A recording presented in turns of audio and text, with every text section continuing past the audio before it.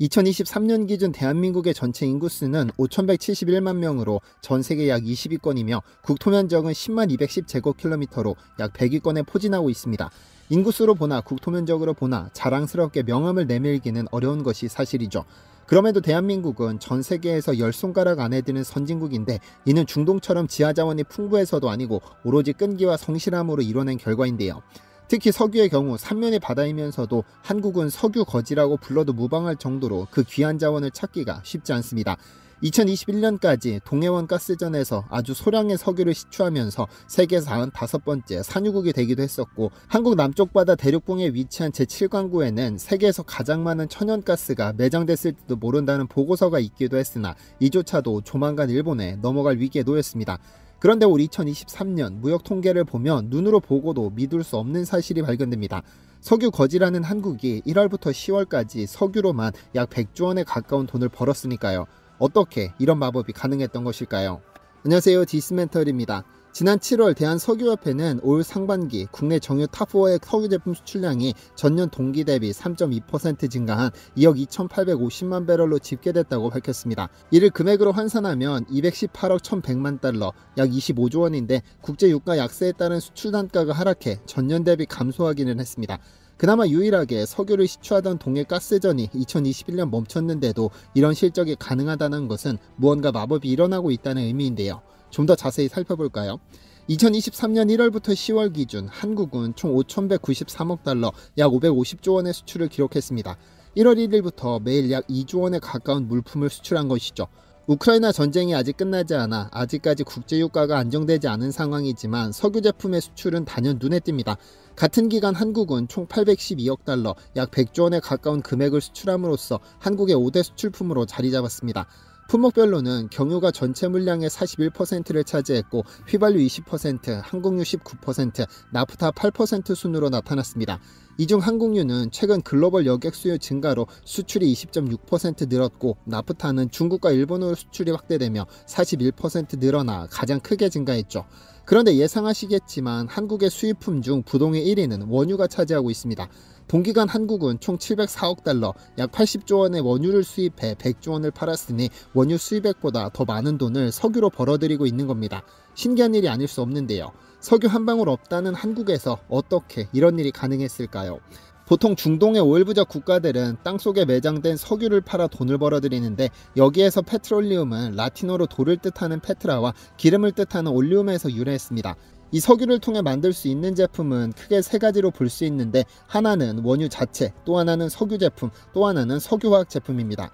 중동의 경우 원유 자체를 수출해 돈을 벌고, 한국과 같은 국가는 원유를 수입해 이를 걸러내 경유, 휘발유, 항공유, LPG, 나프타, 중유, 윤활유, 아스팔트 등 여러 종류의 석유 제품을 얻습니다.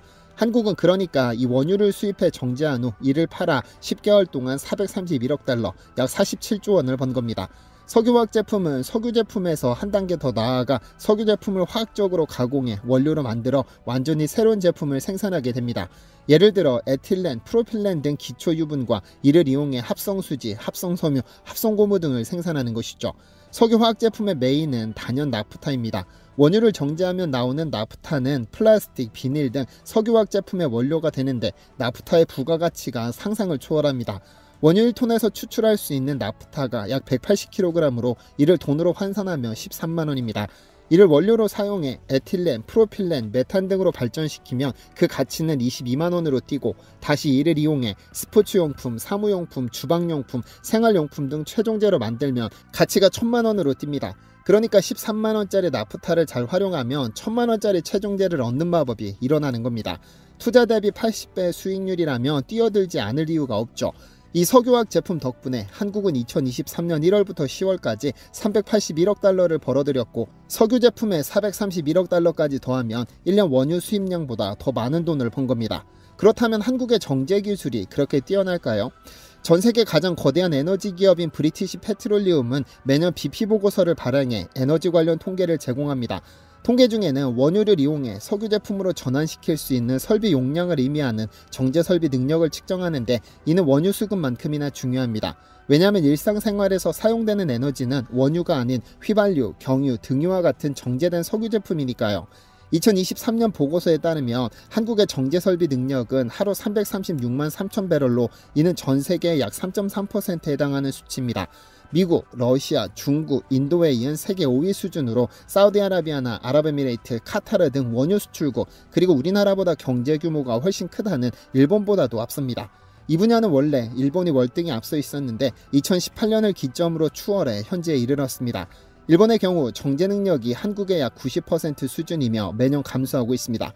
정제 능력이 석유가 매장됐다고 무조건 뛰어난 것은 아닙니다. 세계 1위의 원유 매장량을 자랑하는 베네수엘라는 한국의 36%에 불과하고 사우디아라비아가 한국의 80% 수준, 카타르는 고작 12%에 불과합니다. 그러니까 석유가 매장된 것은 하늘의 축복이지만 원유를 수입해 고부가 가치 제품으로 탄생시키는 것은 후천적인 능력인 겁니다. 그만큼 고도의 기술력이 필요한 산업인 것이죠. 그렇다면 한국에서 석유 산업은 어떻게 발전하게 됐을까요? 한국의 석유 산업이 싹트기 시작한 것은 1962년 박정희 전 대통령이 제1차 경제개발 5개년 계획과 더불어 1962년 대한석유공사법을 제정함으로써 시작됐습니다. 이에 이듬해 미국 걸프사와 합작으로 울산 정유공장이 들어서면서 본격적으로 석유 산업이 시작되는데요. 정유공장이 세워지면 이를 통해 석유를 정제해 다양한 오일을 뽑아낼 수 있을 뿐 아니라 나프타 등을 이용해 생필품을 생산할 수 있게 됩니다. 이를 통해 옷, 신발, 타이어 등을 직접 생산할 수 있으니까요. 그야말로 한국에게는 꿈의 산업입니다. 이렇듯 석유화학 산업의 중요성을 절감한 정부는 제3차 경제개발 5개년 계획을 수립해 여수에 제2정유공장 및 석유화학 단지를 조성했습니다. 이때부터 석유화학 산업이 한국의 주요 산업으로 자리 잡게 됐죠. 1990년대 중반까지 석유화학 육성법에 따라 정부가 주도했지만 이후 민간 주도로 전환되면서 지금은 세계 5위의 석유화학 산업 초강대국으로 자리 잡았는데요. 그렇다면 잠시 언급했듯 한국보다 월등히 앞섰던 일본은 어쩌다 전체적인 정제 능력이 떨어지게 된 것일까요? 조선업과 마찬가지로 일본 정부와 기업의 판단 미스 때문입니다. 한국의 경우 석유 산업을 성장시킴과 동시에 정유업체들의 몸집을 불리고 생산량 증대를 위해 시설 고도화와 함께 수출에 올인했습니다.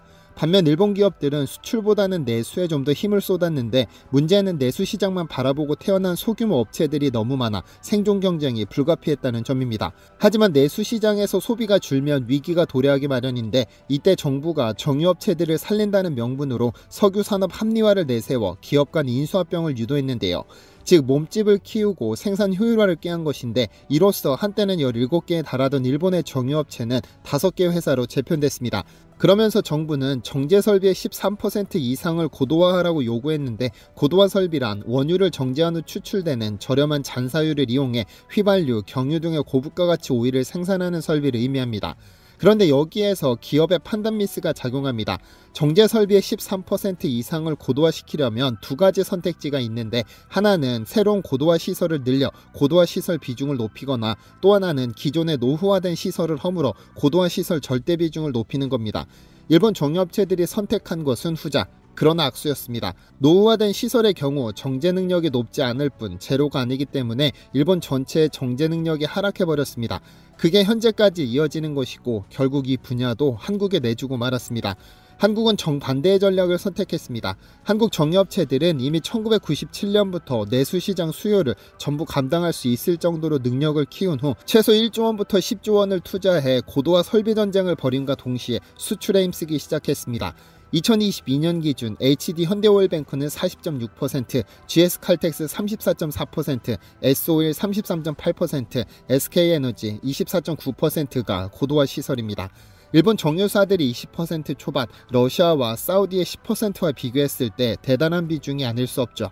이렇듯 성공적으로 고도화 시설을 완성시킨 후 동남아 시장을 중심으로 공략해 성공을 거뒀고 2022년 기준 한국의 석유 제품은 전 세계 64개국에 수출되고 있습니다.